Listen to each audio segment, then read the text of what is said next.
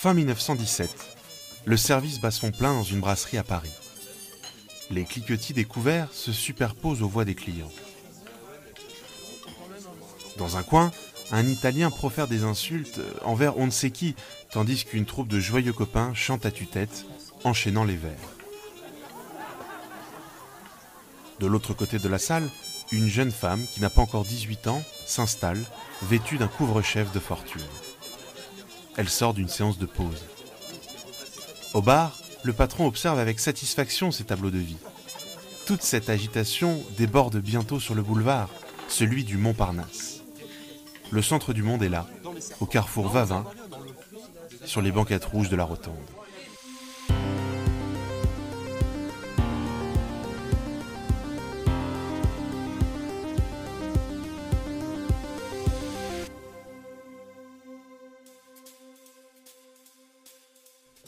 Tout commence en 1903, au 105 du boulevard du Montparnasse, côté impair, face à une institution déjà bien installée dans le quartier, le Dôme.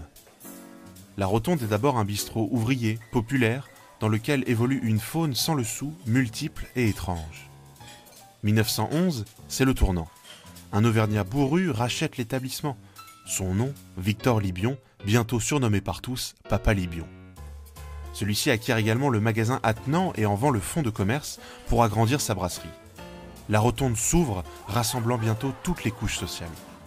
Elle attire les artistes, présents en grand nombre dans le quartier, de la rue Campagne Première à l'avenue du Maine, en passant par la cité Falguière.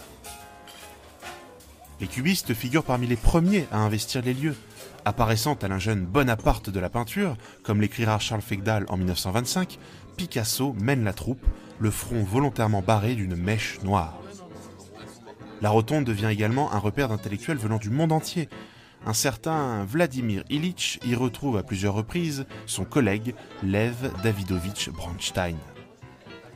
D'autres groupes d'artistes émergent, Soutine, Fujita, Kissling et l'irascible Modigliani, qui rencontre sa future femme, Jeanne Hébuterne, sur ces mêmes banquettes rouges, se réunissent autour de Kiki de Montparnasse et d'autres jeunes modèles.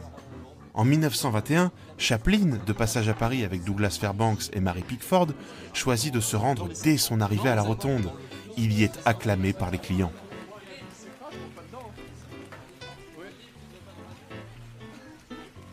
Il n'est pas rare que le père Libion nourrisse à l'œil les artistes sans le sou. À la fin de la Première Guerre mondiale, ils sont de plus en plus nombreux, attendant les livraisons matinales pour repartir avec leurs morceaux de pain.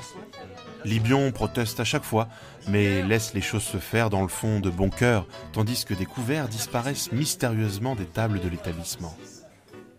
Un soir, Modigliani organise dans son atelier situé non loin de là, une grande soirée avec ses amis pour fêter la vente de plusieurs tableaux. Ceux-ci, croyant bien faire, invitent Libion. Malaise pour le peintre italien. L'entier mobilier de la fête provient de la Rotonde. Voyant cela, Libion quitte les lieux, mais revient quelques minutes plus tard les bras chargés de bouteilles. « Seul le vin n'était pas de chez moi », dit-il. L'anecdote est relatée par Kiki de Montparnasse dans ses souvenirs retrouvés. Mais au début des années 20, les problèmes s'accumulent pour l'Auvergnat et plusieurs affaires viennent assombrir le tableau. Il est contraint de vendre l'établissement, mais continuera, dit-on, à venir y boire avec ses galopins d'artistes. La Rotonde est alors devenue un repère pour une clientèle bien plus aisée, venant, comme l'écrit Fujita, dans de belles limousines pour voir vivre les artistes un peu comme des bêtes curieuses. La concurrence se fait également plus rude, avec l'ouverture en 1923 du Select et de la Coupole en 1927 au numéro 102 du boulevard. La Rotonde connaît une réfection d'ampleur au milieu des années 50, perdant au passage une partie de sa superficie au profit de la création d'un cinéma attenant. Éternel phare du Montparnasse, elle accueille en 2017 un candidat victorieux à la présidentielle. Hemingway écrivait en 1926 « Le taxi s'arrêtera en face de la Rotonde.